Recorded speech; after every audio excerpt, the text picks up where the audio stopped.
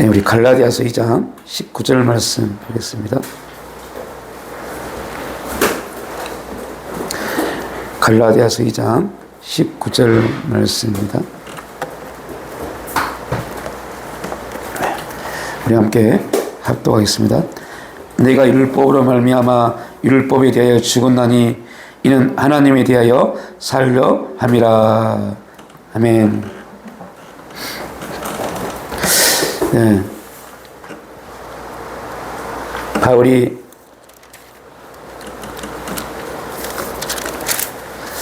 이 말씀을 하게 된 동기, 우리가 갈라디아서 2장 또한 20절 말씀을 거의 대부분의 그리스도인들은 이 말씀을 외우고 선포하는 그런 자리에 또 있습니다. 그런데 바울이 2장에 있는 이 말씀을 하게 된 동기가 무엇인지를 알아야겠죠. 그러니까 그냥 단지 갈라디아서 2장 20절 말씀을 우리가 보통 이제 2장 20절 말씀 거의 대부분의 그리스도인들은 이 말씀을 외웁니다. 그죠? 내가 그리스도와 함께 십자가에 못 박혔나니. 근데 저 말씀이 바울이 왜 저 말씀을 갈라디아서 2장에서 했는지, 이 말씀의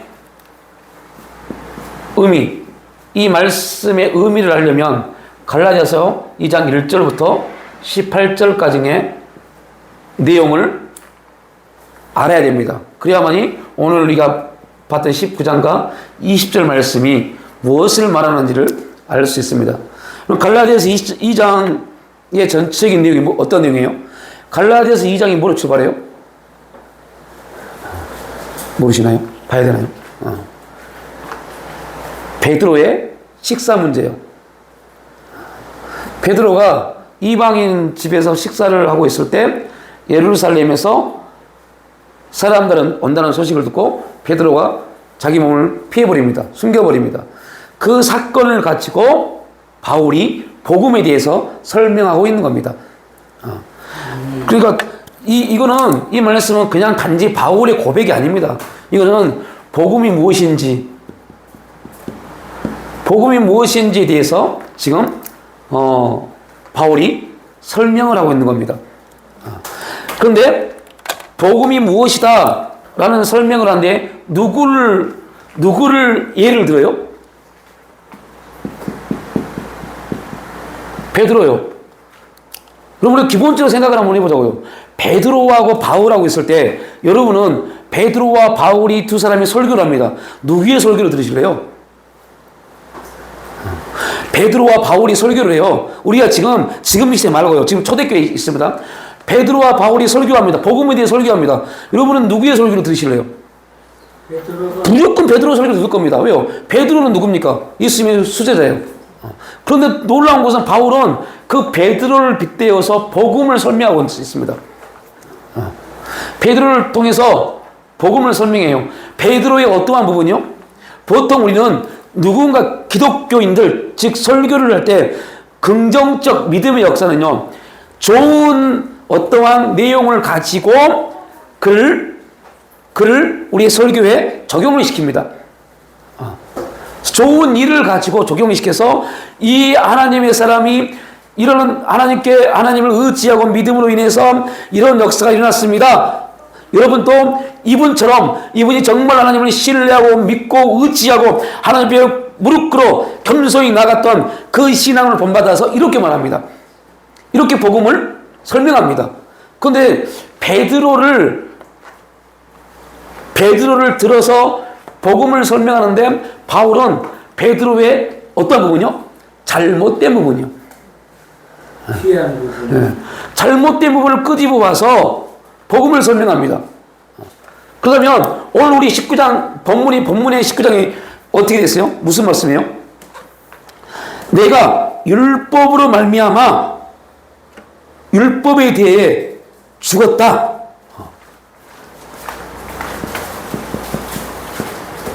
율법에 대해서 죽었고, 율법에 대해서 죽은 이유가 뭐예요? 하나님에 대해서 살려고요. 율법에 대해 죽은 이유가 뭐라고 했어요? 하나님에 대해서 살려고요. 이거를 1번 이렇게 보자고요. 2번은 그러면 율법에 대해서 살았고, 율법에 대해서 살았으면 어떤 문제가 됩니까? 하나님에 대해서는 죽은 자가 됩니다. 이걸 2번이라고 보자고요. 그럼 오늘 본문의 주인공은 베드로입니다. 베드로를 끄집어와서 복음을 증거합니다. 베드로는 어떤 사람입니까? 여러분, 사도행전을 보십시오. 바울이 이방인에게 복음을 증거하다가 그 이방인에게 복음이 증거되어짐에 그 복음의 사역을 가지고 예루살렘 청에 올라옵니다. 예루살렘에 올라와서 보고를 합니다. 이방인에게도 복음이 증거된다라고 보고합니다. 그때 많은 사람들이 막 그 논쟁이 있습니다. 이방인에게 복음이 증거되는 게 맞나? 막 논쟁이 있습니다. 그때 그 바울의 이방인 복음을 증명해 준 사람이 누굽니까? 베드로입니다. 그죠?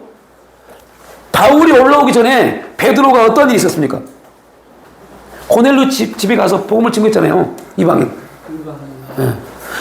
그 사건을 통해서 바울의 사역이, 이방인의 사역이 하나님의 뜻임을 베드로가 증명해 줬어요. 그런데 그러한 베드로, 복음에 합당한 베드로인데, 오늘 우리 본문에서는 이 베드로는 오늘 본문만 보면 베드로는 지금 몇 번이에요? 오늘 본문만 보면 베드로는 몇 번이에요? 2번입니다. 2번. 율법에 대해서 살았습니다. 율법에 대해서요. 왜요? 베드로가 피한 이유가 뭡니까?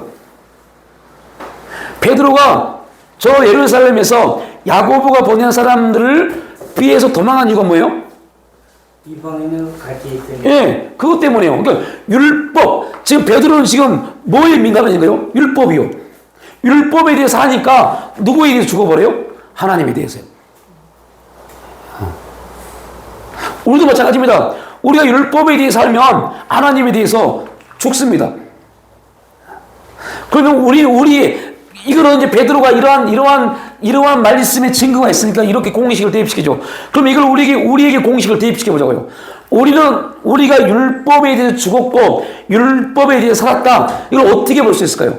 율법에 대해서 살았다는 말은 어떠한 것이 율법에 대해서 산 겁니까? 율법에 대해서 산 것, 어떠한 것이 율법에 대해서 산 거예요? 내가 기준이 된 삶이요. 그리고 타협이요. 이러한 것에 대해서, 그리고 옳고 그름이요. 이러한 것에 대해서 우리가 반응하면 우리는 뭐에 대해서 하는 거예요? 율법에 대해서 하는 겁니다. 그리고 이게 왜 중요하냐면 율법에 대해서 사는 순간 우리는 뭐에 대해서 죽어요? 하나님에 대해서 죽습니다. 하나님에 대해서 죽습니다. 우리는 율법에 대해서 죽어야 되고 하나님에 대해서 살아야 되는데 율법에 대해서 살고 하나님에 대해서 죽는 모든 그리스도인들은 1번 아니면 2번입니다. 1번 아니면 2번입니다. 그러니까 우리가 우리의 삶을 볼 수 있어야 된다. 내가 누구인지 어떠한 삶을 살고 있는지를 볼 수 있어야 된단 말이 이겁니다. 내가 지금 율법에 대해서 반응하고 있는지 아니면 하나님에 대해서 반응하고 있는지. 지금 여러분이 저와 여러분이 기도하고 있고 무언가를 하고 있는 삶을 살고 있는 모든 삶이 1번이냐 2번이냐가 너무너무 중요해요. 2번으로 아무리 열심히 해도 그 열심은 오히려 그리스도를 다시 한번 십자가에 못 박는 겁니다. 하나님 앞에 대항하는 겁니다. 1번으로 살아야 돼요. 1번으로. 율법에 대해서 죽어야 돼요. 그래서 율법에 대해 죽는 것이 무엇인가에 대해서 20절에 말씀하고 있습니다. 내가 그리스도와 함께 십자가에 못 박혔다. 내가 죽은 겁니다. 내가 반응하는 모든 것에 있으면 안 돼요. 안 된다는 거죠. 내가 죽었기 때문에 나는 반응하면 돼야 안 돼요? 안 됩니다. 누가 기분 나쁘게 할 때 반응하면 돼야 안 돼요? 안 됩니다. 저와 여러분이 그런데 그렇게 돼야 안 돼요? 안 되잖아요. 그러니까 우리는 매일매일 뭐에 대해서 살고 있어요? 율법에 대해서요.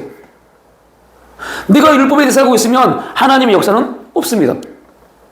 그러니까 우리가 부단히 자기를 부정하고 부인해야 될 일들이 바로 이러한 겁니다.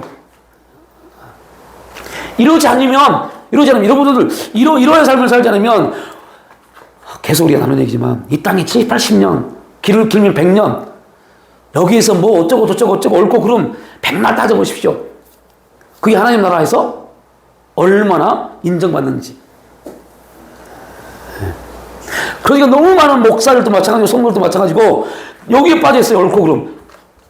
자기가 생각하는 것이 옳고 자기의 옳음을 인정하지 않으면 다 틀리다고 말해버립니다. 기준이 누구예요? 자기입니다. 어떤 사람은 자기도 아닙니다. 자기를 추종하게 만든 어떤 목사입니다. 얼마나 무지하고 불쌍합니까? 그런 인생 살면요. 불쌍한 겁니다. 자기 인생이 없잖아요. 자기 신앙이 없잖아요. 심지어 여러분 그 일을 누가 한다고요? 사탄이요. 우리는 뭐에 대해서 죽어야 돼요? 율법에 대해 죽어야 돼요. 내 생각과 내 감정과 세상의 어떠한 사상과 세상의 어떠한 학문에 대해서 죽어야 돼요. 오로지 우리가 반응할 것은 세상이 아닙니다. 내가 살았던 내 삶의 경험도 아닙니다. 우리가 반응할 것은 하나님입니다. 그러니까 이 세상은 그런 삶을 사는 사람들에게 뭐라고 그래요? 이 바보 같은 놈아라고 말합니다. 이 바보 같은 놈아. 네 생각도 없고, 네 감정도 없고, 너 아무것도 없고, 너 뭐하냐? 이렇게 말합니다. 그러니까 오시겠으면, 바울에게 그 아그리파 왕이 뭐라고 합니까? 네 지혜가 너를 미치게 했다고 말합니다. 미친 겁니다. 그러니까 바울이 어떠한 사람인 걸 아는 사람들은 바울의 행동이 미친놈 같아요. 바보 같아요. 그렇게 살 필요가 없는데 그렇게 사니까요. 그런데 바울이 그렇게 살 수밖에 없었던 이유는 바울은 무조건 누구한테만 반응했어요? 하나님께만요. 그러니까 하나님께만 반응하니까 이 세상의 기준에서 보면 바보 같아요. 어리숙하고 미친 사람 같아요. 그런데 우리는 바울을 어떠한 사람도 바울을 미친 사람으로 보지 않습니다. 위대한 복음의 사역자로 보죠. 여러분 이 부분에 대해서 살면요 우리가 지금 신앙생활하고 뭐 어떠고 하고 있다지만 이 부분에 대해 살아있으면 우리는 하나님과 무관한 인생을 사는 겁니다. 그러면서 하나님과 무관한 인생을 살면서 하나님께 뭐요? 기도하고 있습니다.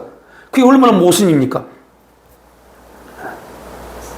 모순이라니까요.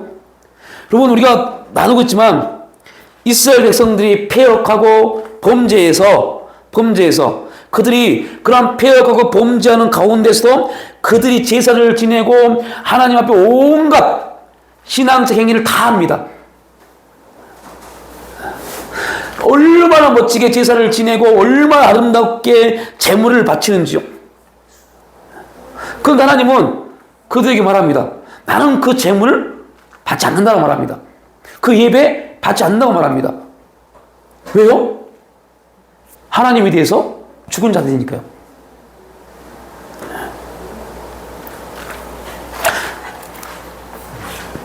이게 너무너무 중요합니다. 이 공식이. 우리가 지금 어떠한 모습으로 하나님 앞에 서고 있는지, 무엇에 빠져, 뭐가 우리가 뭐에 지금 다스림을 받고 있는지를 빨리빨리 우리가 뭐요? 살펴봐야 돼요. 자기를 점검해 봐야 돼요. 지금 우리의 생각을 지배하고 있는 게 뭔지를 빨리빨리 믿음 안에서, 복음 안에서, 말씀을 통해서 살펴봐야 돼요. 이게 안 보여지면 그냥 너무 안타까울 정도로. 그래서 우리가 근 6개월 동안, 7개월 동안 영적 무지에 대해서 계속 또 나눴잖아요. 그 영적 무지입니다. 무지한 겁니다. 기분 나쁘시지만 우리 무지한 겁니다. 근데 그걸 빨리 깨달아야죠. 근데 심지어 그 무지하면요, 어리석으면요, 절구에 넣어서 찍어도 안 벗겨진다고 그래요. 근데 벗겨질 수 있는 방법이 있습니다. 벗겨집니다. 어떻게 벗겨져요? 성령의 역사를 통해서요. 성령이 역사하시면요. 근데 성령이 어떻게 역사하십니까? 성령이 역사하시는 방법이 있어요. 환경과 상황이요. 환경을 통해서, 상황을 통해서, 문제를 통해서 우리의 무지함을 깨뜨리십니다. 이해할 수 없는 일들을 만들어서 깨뜨리십니다. 이게 하나님이 우리를 그 상황과 환경을 통해서 율법에 대해서 죽고 하나님에 대해서 산 자를로 만들기 위한 목적입니다. 그러니까 이러한 복음에 대한 이러한 내용들을 우리가 이해하지 못하면 어떤 문제에 빠지냐면 그냥 열심히 뭔가를 해요. 열심히 뭔가를 해요. 그래서 바울이 뭐라고 합니까? 바울이 자신을 고백할 때 그렇게 말하잖아요. 내가 율법에 대해서 얼마나 열심히 특심을 내서 열심히 했다. 그런데 내가 예수를 딱 만나고 나니 그 열심히 낸 것이 바로 하나님을 욕보이는 것이더라. 그러니까 예수를 만나고 성령의 역사가 없었다면 바울은 깨닫지 못했을 겁니다. 깨닫지 못했을 겁니다. 그런데 깨닫지 못했으니까 바울은 영적으로 무지한 거죠. 영적으로 무지했기 때문에 율법에 대해서는 살았고 하나님에 대해서는 죽은 자였습니다. 그런데 놀라운 것은 그 무지함이 바뀌잖아요. 어떻게 해요? 하나님의 성령이 역사하시니까요. 바뀝니다. 그래서 자꾸 성령께 묻고 성령께 물어야 돼요. 안 그러면요, 또 내 생각이, 내 경험이, 내가 그때 내 육신이 반응하는 것이 계속 나를 좌우한다니까요. 그래서 좌우해요. 그래서 훈련은 반복적으로 계속적으로 해야 될 이유가 뭐냐? 우리 육신은 반복적으로 계속 하지 않으면 못합니다. 잊어버리니까요. 그래서 계속 하는 겁니다. 계속. 내 입에서 성령님 나올 때까지 계속 하셔야 돼요. 되고 안 되고 자꾸 우리가 어떤 분들 저한테 목사님 안 되는데 어떻게 되고 안 되면 제발 관심 갖지 마십시오. 근데 그것도 힘들죠. 계속 한다는 게. 훈련은 원래 힘들어요. 훈련은 힘듭니다. 근데 그래도 영혼이라는 엄청난 세계가 시간이라 말할 수 없는 영혼이라는 부분이 우리에게 준비되어 있기 때문에 그 영혼을 위해서는 계속 해야 돼요.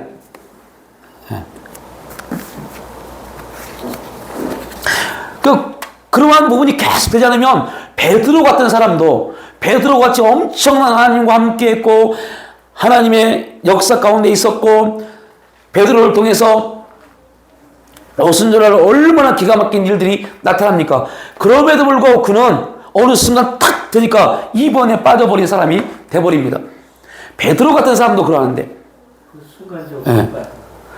그러니까 이 부분이 우리가 얼마큼 더 철저하게 주님을 의지하고 주님을 붙잡고 주 앞에 나가지 아니하면 요 문제가 나옵니다. 자, 그냥 지금 제가 이렇게만 말씀을 드리고 있습니다. 시간이 좀 없어서. 이걸 조금 더 보면 베드로가 왜 저 예루살렘에서 파송된 안디옥 교회에 보내진 그 사람들을 보고 베드로가 왜 도망갔는지를 알면 우리가 진짜 철저하게 사람과의 관계, 그 관계 안에서 나를 보면 안 되구나를 볼 수 있습니다. 예루살렘에 지금 예수 믿는 사람들의 총회가 있습니다. 그 총회장이 야고보입니다. 그럼 야고보가 어떤 야고보인지 아시죠? 예수님의 동생입니다. 요한의 형제 야고보는 먼저 죽어요. 죽임을 당해요. 예수의 동생 야고보가 기독교인, 그 당시 초대교회 총회장이 됩니다. 예루살렘 교회 총회장이 됩니다. 원래는 누가 총회장이 돼야 돼요? 베드로가요. 근데 어떻게 베드로가 아닌 야고보가 총회장이 됐을까요?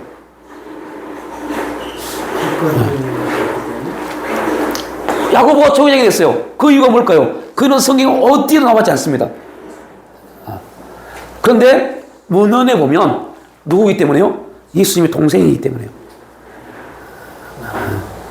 예수님의 동생이기 때문에. 그리고 또 한 가지, 야고보는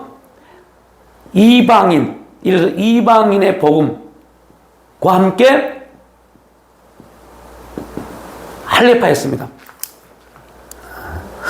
그럼 두루두루 모든 부분을 다 섭렵할 수 있는 자리에 있었어요. 저 이걸 왜 할까요?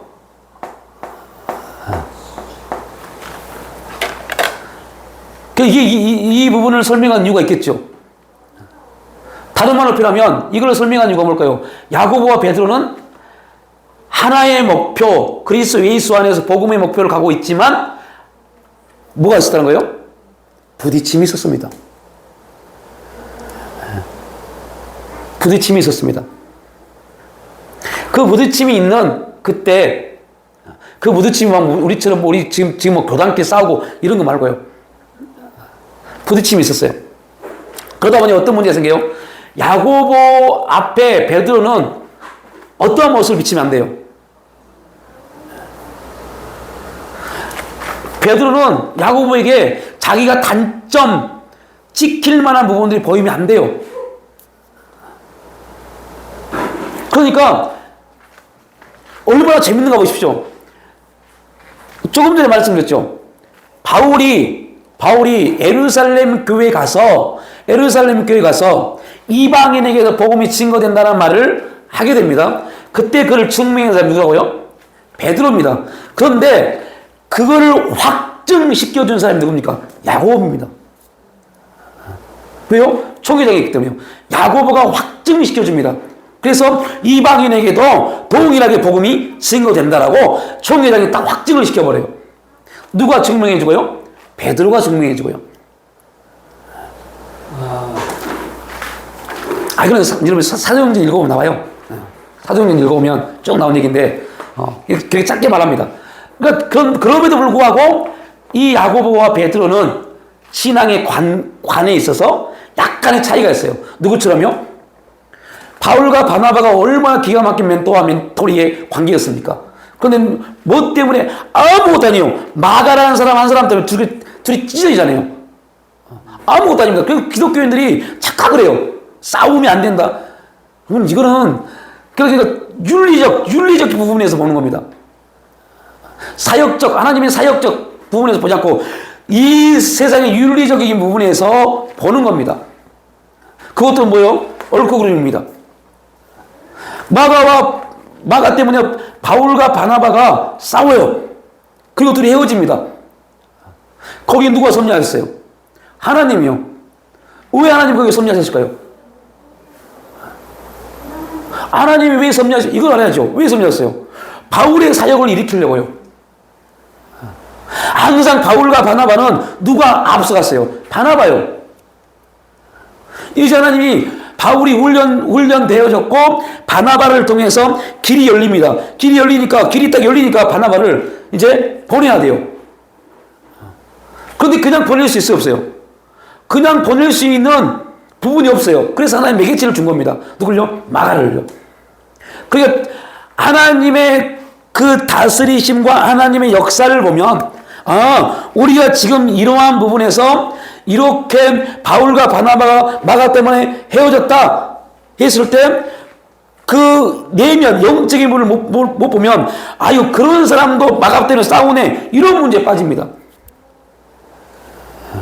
하나님의 섭리에서 바울의 사역을 나타내시기 위해서 하나님이 섭리하셨다라는 관점을 안 보고 이것 때문에 싸워서 이런 싸움에 초점을 줘버려요. 누가요? 여기 있는 사람들이요. 자, 다시 돌아갑니다. 그래서 베드로는 그런 베드로입니다. 그 베드로는 야고보가 어떠한 사람이라는 걸 알아요. 그러면 베드로는 야고보가 안디옥 교회에서 예루살렘 교회에서 안디옥 교회 사람을 보냈다고 그래서 베드로는 숨을 필요가 있어요, 없어요? 전혀 없어요. 왜요? 이미 야고보도 이방인에게 복음이 증거된다는 것을 인정한 사람이기 때문에요.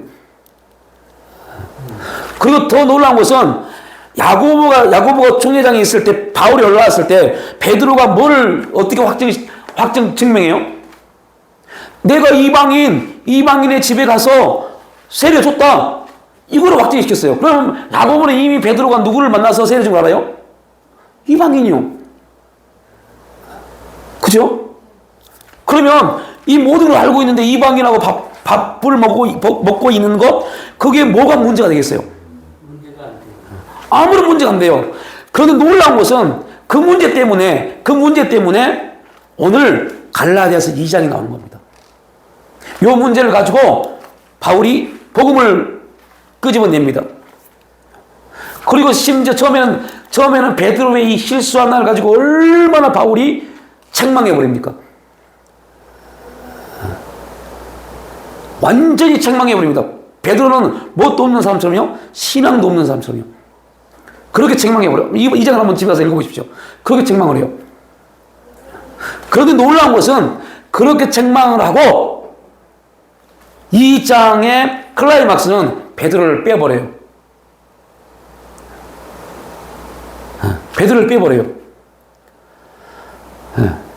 그러니까 예를 들면 이렇게 말했어야죠. 야, 너희들아, 갈라디아 교인들아, 베드로처럼 너희들과 이방인들과 식사를 하면서 예루살렘 교회에 사람이 온다고 그래서 도망가면 율법에 대해서 한 거고 하나님에 대해서 죽은 거다, 이렇게 설명하지 않고 아예 베드로의 모든 내용을 없애버려요.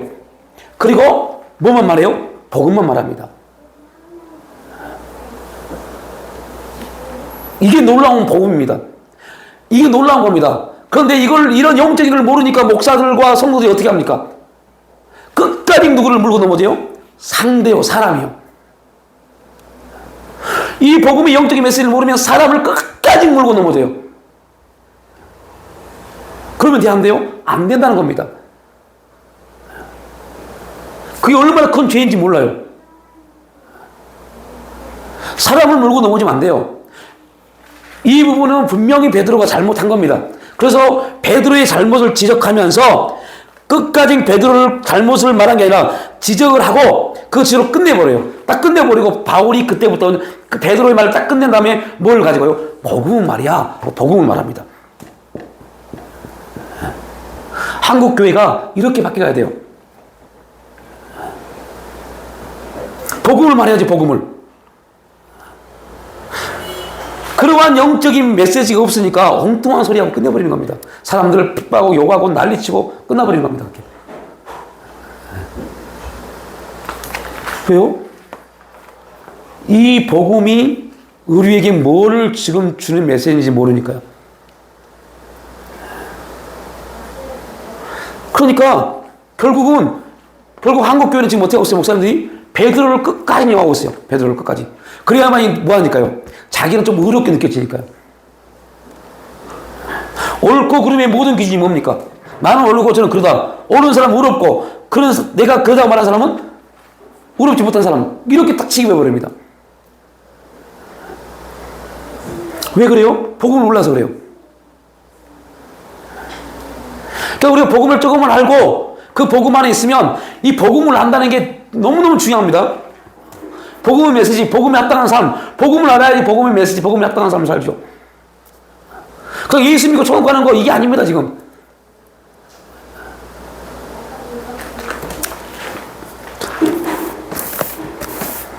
그러니까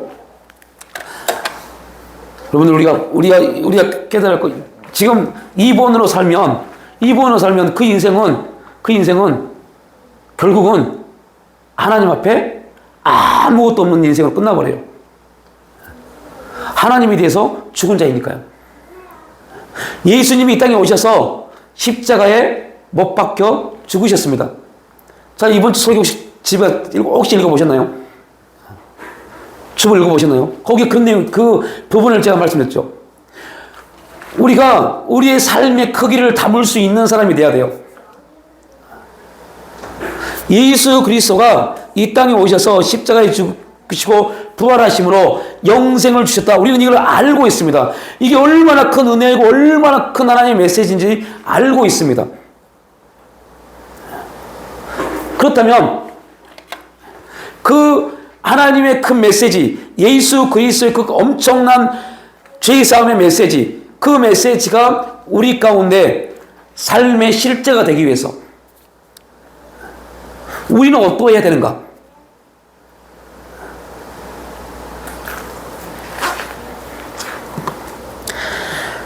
그런 부분이 우리 가운데 그 메시지가 우리를 지배하지 않으면, 그 메시지가 우리를 지배하지 않으면 또다시 우리는 그냥 내가 그동안 해왔던 거, 내가 그동안 해왔던 신앙생활, 이것이 나를 지배한다니까요. 그게 나를 지배해요. 지배한단 말이 무슨 말인, 이거 뭐 지배한단 말해서 죄송하지만요. 그렇게 표현 못하겠어요.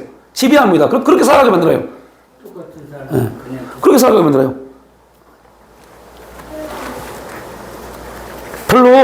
별로 심각한데 심각성을 못 느껴요. 왜요? 한 번도 심각하게 본 적이 없기 때문에. 그리스도 안에서 지금 내 인생이, 우리 가정이, 우리의 삶이, 우리의 교회와 한국이 어떤지에 대해서 관심이 없어, 별로. 그러나 열심히 뭔가를 하긴 해요. 이렇게 살아왔어요. 영적인 메시지에 대해서 별로 관심이 없어요. 여기서 별로 관심이 없다는 것은 뭐 하나님을 만나고 하나님 음성을 듣고 이걸 사모하지 않는다, 이 말이 아닙니다. 관심이 없단 말은 행하지 않는 겁니다. 그래서 우리는 그렇게 변명을 해버립니다. 어떻게 해요? 힘들어서, 어려워서, 잊어버려서. 이거는 뭐라고요? 변명입니다. 변명. 2주 전 수요예배, 변명과 회개. 변명과 회개는 완전히 달라요. 변명은 나를 포장하는 거고, 회개는요, 나를 하나님 앞에 낮추는 겁니다. 그래서 여러분들, 사울 왕과 다윗 왕을 비교할 때 가장 중심이 뭔지 아세요, 혹시? 하나님의 메시지가 들려졌을 때 사울은 그 말씀의 메시지에 대해서 뭐였어요? 변명했고, 다윗은요, 그 메시지에 대해서 회개했습니다. 이게 달라요. 지금 한국교회의 가장 큰 문제가 뭡니까? 성도가 빠져나가는 거요? 참말 말씀입니다. 그게 아닙니다. 한국교회 너무 큰가요? 우리 교회, 여러분이 섬기는 교회, 이 교회 가장 큰 문제가 뭘까요?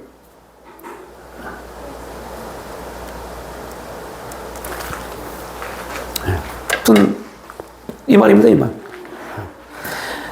자꾸 우리는 변명거리를 찾아요. 변명거리를 찾아요.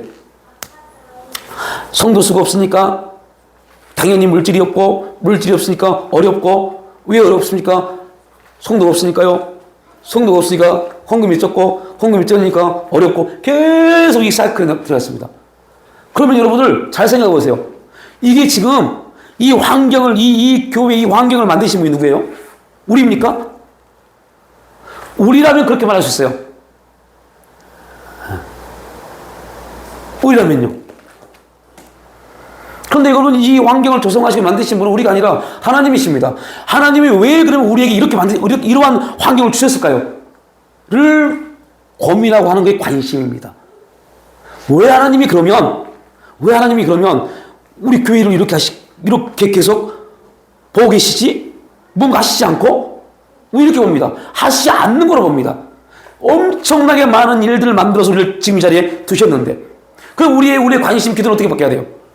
다른 사람 보내주세요가 아니라 하나님이 나를 통해서, 우리를 통해서 여기에서 하나님이 우리를 통해서 어떠한 일을 이루시려고 이러한 바뀌어야 돼요. 그게 관심입니다. 이렇게 안 되면 자꾸 우리는 위축돼. 그리고 변명거리를 만듭니다. 어렵고 힘들고 적고 없고 이런 문제예요. 하나님이 역사해 주시면, 하나님 말하면 나는 너를 통해서 역사하고 싶다니까? 라고 말씀합니다. 그럼 우리 또 말합니다. 여러분 가정도 보세요. 동일해요. 여러분 개개인의 삶도 동일합니다. 저를 예를 들게요. 제가 한동안 저희 아내도 그랬지만 이런 말을 되게 많이 했어요. 변명입니다. 아이고, 우린 일대 믿음이고 너무너무 힘들어서. 이렇게 말했어요. 변명했어요. 이게 틀린 말 아닙니다. 어느 날 주님이 찾아오셔서 이렇게 말씀하세요. 너는 왜 계속 변명거리만 찾냐? 그래서 무슨 말인지. 근데 그 말입니다. 일대 믿음이고 기도해 주는 사람도 없고 참 믿음의 가문은 부모님이 기도해 주고 그러니까 목회자들이 금방금방 부흥하고 막 여기 초점을 맞췄어요. 이게 얼마나 잘못된 소리인 것을 주님이 깨닫게 해주셨어요. 그게 아니야. 그게 아니야. 너는 왜 자꾸 인간적 모습으로 인간적 말을 가지고 인간들이 말하는 걸 가지고 너를 변명하고 그걸 위로받으려고 그래. 내가 너에게 준 게 얼마나 큰데 너에게 준 게 얼마나 큰데 그거를 사용하지 않고 그냥 그렇게 말해. 많은 성도들이 뭐라 하세요? 저는 배운 것도 없고 능력도 없고 가진 것도 없고. 여러분 이거는 하나님을 모독하는 겁니다. 진짜 모독하는 겁니다. 왜요? 하나님이 고린도전에서 뭐라 했습니까? 성도의 삶에 대해서요. 가난한 자 같으나 가난한 자가 아니라니까요. 근데 우리 자꾸 하나님에 대해서 죽어있는 삶을 사니까 자꾸 내 환경과 상황을 가지고 나를 바랍니다. 나를. 이건 내가 아닙니다. 하나님에 대해 죽어있는 나이죠. 이건 누구요? 아담의 후손인 나입니다. 예수님이 이 땅에 오셔서 죽으시고 부활하셨던 그 놀라운 일은 뭐 때문에요? 잃어버린 우리 하나님 영상을 회복시키시려고요. 하나님 영상을 회복시키시려고요. 이분도 죽어있는 나지 않아요. 이게 놀라운 겁니다. 하나님 영상을 회복시키는 게 목적입니다. 하나님 영상이 회복되어지면 어떤 일이 벌어집니까? 창세기 1장 28절이 이루어진다니까요. 그러려고 하나님 하신 거지 구원시켜서 천국 가려고 이게 아닙니다. 이게 하나님의 영상이 회복되어져서 정복하고 다스리고 충만한 삶을 살면 거기 얼마나 기가 막힌 열매가 열리겠어요. 이거를 지금 하나님 우리에게 나타나시려고 한 겁니다. 근데 우리는 자꾸 이 부분을 잊어버리고 모른다고 칩시다. 잊어버렸어요. 안 배웠어요. 몰라요. 그러니까 자꾸 나는 못 배우고 가진 것도 없고 능력 없고 계속 이것만 말합니다. 이것만. 그러니까 하나님이 말합니다. 그래, 너 알았어. 너 계속 못 배웠고 가진 것도 없고 능력 없고 그렇게 살아. 라고 말합니다. 성도는 그런 삶을 사는 게 아닙니다. 의인은 악인과 함께 멸망의 자리에 있어도 의인은 어떻게 산다고요? 믿음으로 살아납니다. 믿음으로 살아납니다. 그래서 이사야, 에레미야, 에스겔서 딱 끝나고 누가 나옵니까? 누가 나와요? 다니엘이요, 다니엘. 그 고통과 그 어려움과 그 억압 속에서 믿음으로 다니엘은 총리가 되잖아요. 죽음을 다 이겨버리잖아요. 내일 우리가 여러분이 읽을 말씀입니다. 다니엘의 세 친구가 뭐라고 말합니까? 심지어 그래서 느부갓네살이 말합니까? 야, 불뭇불을 더 강하게 해라. 그리고 심지어 그 세 친구를 불물불에 던졌을 때 던졌던 군인들은 다 죽었어요. 고난 가운데 불에 던져졌습니다. 죽음의 자리에 던져졌습니다. 죽음의 자리에 던져졌을 때 그들을 그 죽음의 자리에서 하나님과 동행하게 만든 게 뭐였어요? 그들의 믿음이었어요. 의인은 믿음으로 하나님의 살다가 바로 이 내용입니다. 그냥 하나님 믿음이 아니라 그 고난 가운데 다 멸망의 자리임에도 불구하고 믿음으로 의인은 삽니다. 이거 누가 그렇게 하셨어요? 하나님이 그렇게 약속하셨기 때문에요. 하나님의 약속이기 때문에요. 그러니까 여러분들 뭐 가진 것도 없고 배운 것도 없고 이거는 뭐라고요? 하나님이 더 죽은 자들이 할 말입니다. 가진 게 없는 게 아닙니다. 배운 게 없는 게 아닙니다. 우리는 지금 이 세상 학문이 비교할 수 없는 가장 큰 지혜를 얻었잖아요. 그 지혜의 출발이 뭡니까? 우리는 뭘 믿어요? 이 세상에 어떤 학문도 믿지 못하는 기가 막힌 학문을 믿습니다. 그분의 죽으심과 부활이요. 이 세상의 학문, 어떠한 이 세상에 뛰어난 학문도 그를 알지 못합니다. 어마어마한 지혜를 가졌고 하나님의 살아계심을 매일매일 하나님 내가 느끼든 못 느끼든 하나님이 함께 하시는데 여러분 뭐가 부족해요?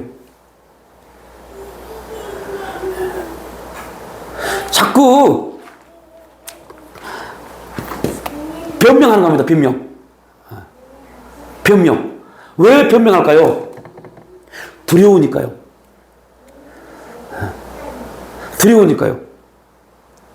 어떤 두려움이 생겨요?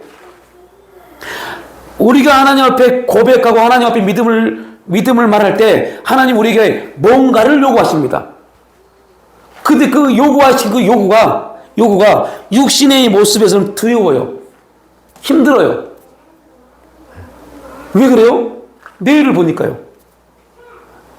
내가 짜놓은 계획서 위에서 내일을 보니까 오늘 이 일을 못하는 겁니다. 그리고 또 우리는 믿음 있는 척 이렇게 기도합니다. 하나님이 역사해 주시면요. 이거는 믿음이 아닙니다. 거짓입니다. 거짓. 변명입니다. 그러니까 여러분들 이제 말하지 마십시오. 우리는 힘이 없고 우리는 작고 못 배우고 능력 없고 이런 말 하지 마십시오. 우리 교회는 어떻고 이런 말 하지 마십시오. 이거는 뭘 모독하는 걸까요? 하나님의 예수 그리스도로 핏값으로 사신 교회를 모독하는 겁니다. 교회는 어떠한 교회든 동일합니다. 하나님이 동일한 역사를 동일하게 나타내십니다. 그리고 그 교회마다 하나님은 독특한 사명을 주셨고 그 사명에 합당한 삶을 살아가도록 지금 우리를 그 자리에 두신 겁니다. 10명이 됐든 100명이 됐든 1000명이 됐든 10만 명이 됐든 그 자리에 두신 겁니다. 그리고 그 일을 하나님은 이루어가기를 원하십니다. 그리고 그 일에 너희 발을 내디디면 그리하면 내가 채워줄게라고 말씀합니다. 근데 우리는 이렇게 말합니다. 하나님, 우리가 교회가 우리 가정이 좀 주의 일을 하고 싶은데 하나님 좀 물질 좀 열어주시고 좀 우리 주셔서 행할 수 있도록 해주세요. 그만하니 그럽니다.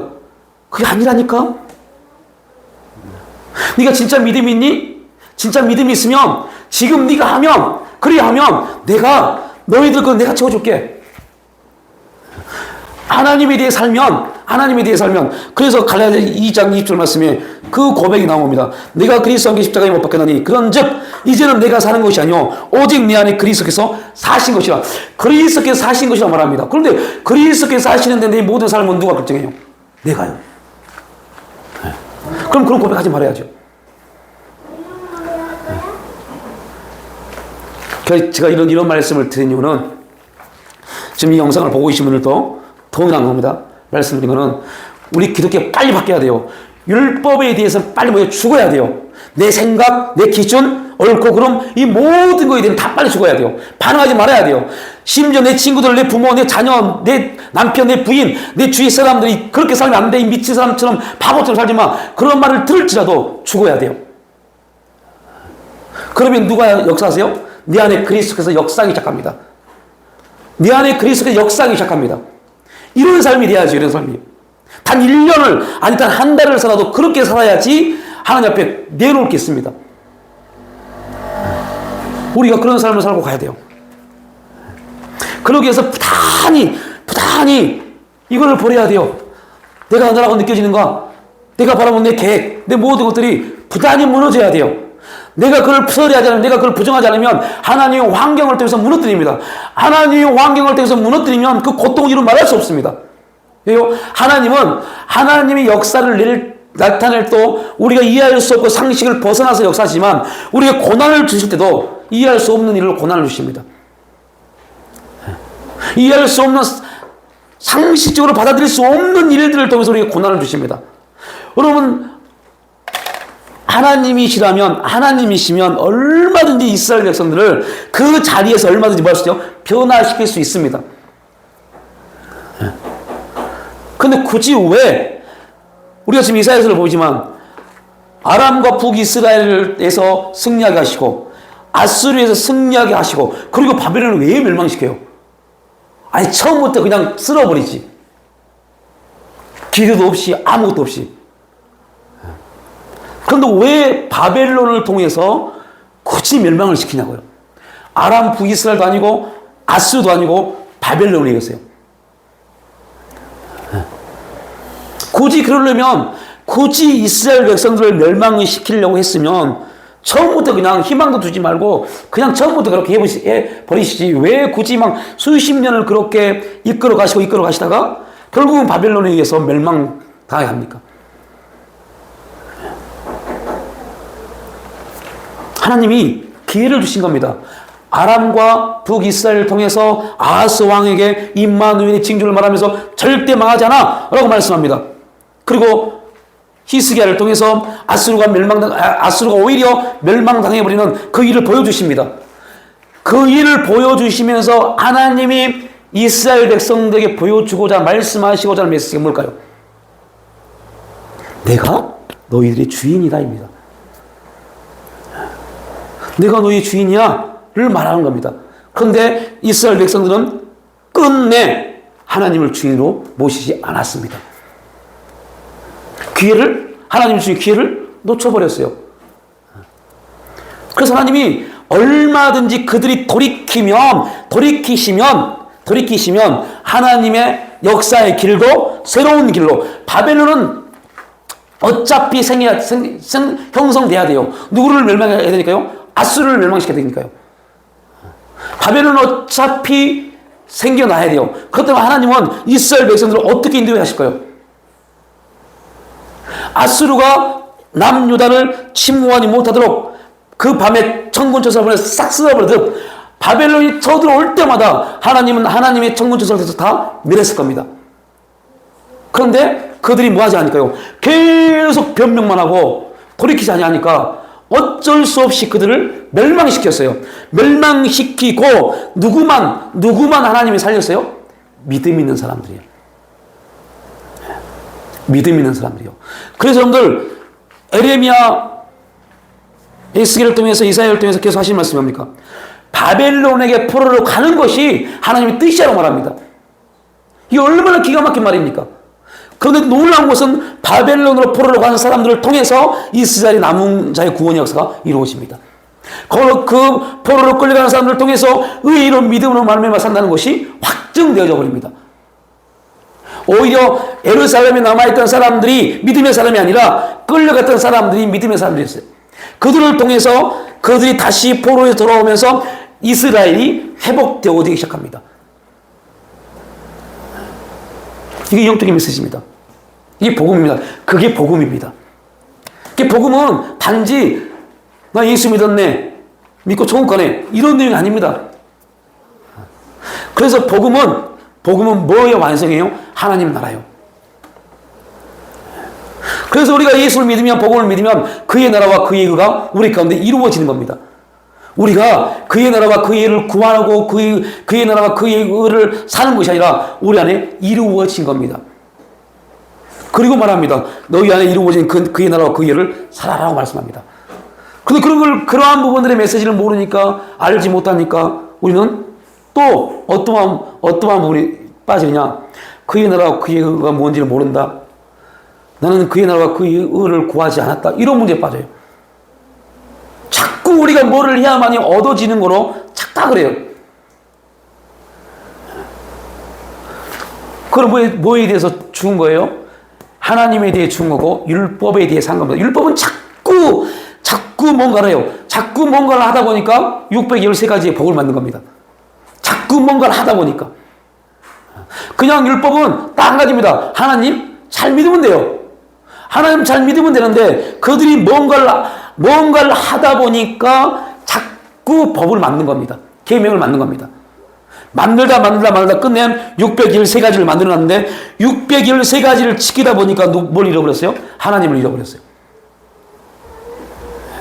그래서 여러분들 이게 되게 무서워요. 신앙생활 열심히 하신 분들이 하나님과 아무런 관계가 없는 사람이 굉장히 많아요. 자기 열심, 자기 만족에 빠져서요.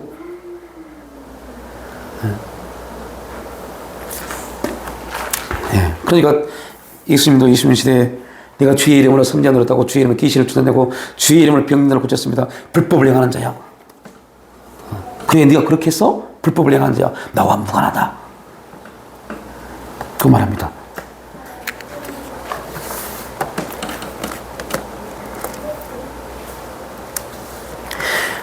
네, 이것만 하고 마치겠습니다. 그 베드로가 1번의 지배를 받았을 때, 2번의 지배를 받았을 때, 율법에 대해 살고 하나님에 대해서 죽었을 때 이렇게 바울이 책망합니다. 그러므로 나는 그들이 복음의 진리를 따라 바르게 행하지 아니함을 보고 모든 자 앞에서 게바에게 이르되 내가 유대인으로서 이방인을 따르고 유대인답게 살지 아니하면서 어찌하여 억지로 이방인을 유대인답게 살게 하려느냐 하였노라. 그 책망을 해버립니다. 그러니까 유대인으로서 이방인을 따르고 유대인답게 살지 아니하면서 억지로 이방인을 유대인답게 살게 하려느냐. 이 말은 무슨 말이에요?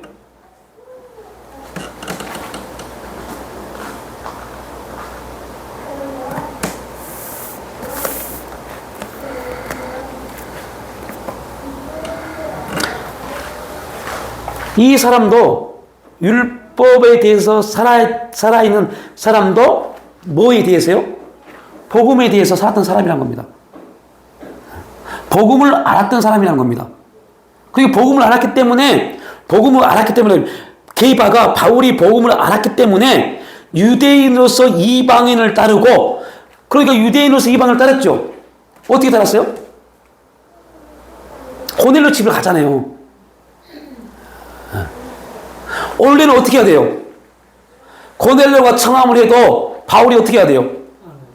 뭔 소리야? 이방인이 이렇게 해야 돼요. 근데 고넬료가 청했을 때 하나님이 환상을 보여줘서 갑니다. 그래서 그 말을 하는 겁니다. 유대인에서 이방인을 따르고 이방인을 따랐잖아요. 만약에 고넬료가 먼저 예수를 믿고 하나님을 알았던 사람이라면 상관없어요. 아니었어요. 그래서 베드로가 그 고넬료의 청함을 받고 고넬료에게 일어났던 일이 있는데 그 일에 대해서 고넬료가 뭔지 몰라요. 그래서 베드로를 청한 겁니다. 그래서 그에 따라서 베드로는 고넬료 집에 간 겁니다. 이방인의 청함을 따라갔다. 그 말합니다. 그래놓고 유대인답게 살지 않냐면서, 그러니까 유대인이었다면 어떻게 해야 돼요? 안 갔어야죠. 안 갔어야 돼. 베드로는 갔잖아요. 그러니까 유대인 같지 않으면서 유대인처럼 살지 않았으면서 억지로 이방인을 유대인답게 살게 하려 한다고 책망한 겁니다. 우리가 이 말씀이 우리 삶을 딱 정리해 보십시오. 복음에 합당한 삶을 살지 아니하면서 어떤 사람에게 복음에 대해 설명하는 거, 너는 복음에 대해서 합당하게 살지 아니하면서 그에게 복음을 말하는 거, 그것이 합당하냐? 라고 말하는 겁니다. 무서운 겁니다. 그래서 복음에 합당한 삶이라는 게 되게 무서운 말입니다. 그러나 그 안에 들어가면 거기에 참 자유와 참 평강이 있습니다. 그래서 우리는 자꾸 말씀이 우리가 어떤 메시지를 주는지를 배워야 되고 들어야 돼요. 그래야 거기에 맞춰서 우리를 만들어가죠. 우리는 자꾸 우리의 삶의 말씀을 끼워 맞추려고 그래요. 이 큐티의 가장 큰 병폐가 그겁니다. 내 생각에 내 삶의 말씀을 적용시켜요. 이거 얼마나 부적절한 겁니까? 우리의 생각과 우리의 삶을 자꾸 말씀에 대입시켜서 내 생각과 내 삶을, 내 삶의 가치를 말씀의 가치로 바꿔야죠. 그렇게 만들어가야죠.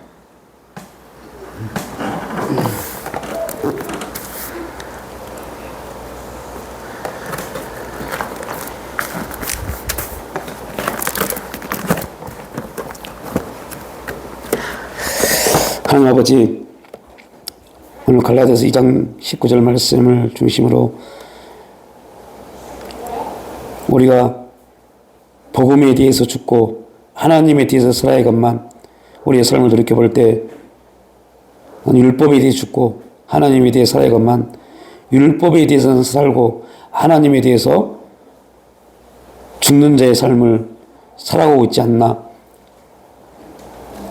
하나님, 우리가 정말로 하나님의 뜻을 이루며 하나님의 거룩한 일들을 나타내기 위해서 율법에 대해서는 철저하게 죽고 하나님에 대해서 계속 살아감으로 인해 하나님의 뜻이, 하나님의 행하심이 우리 가운데 간증될 수 있는 그런 거룩한 삶이 이루어질 수 있도록, 그래 정말 하나님 부르신 그날까지 우리가 정말 하나님 영상에 회복되어져서 우리를 창조하신 심히 좋았더라 그 삶이 회복되어지는 거룩한 은혜가 우리 가운데 임하여지기를 간절히 원하고 기도합니다. 성령님 주관하시기 인도하여 주시옵소서. 감사드리올 때 예수님의 이름으로 기도 올려옵나이다.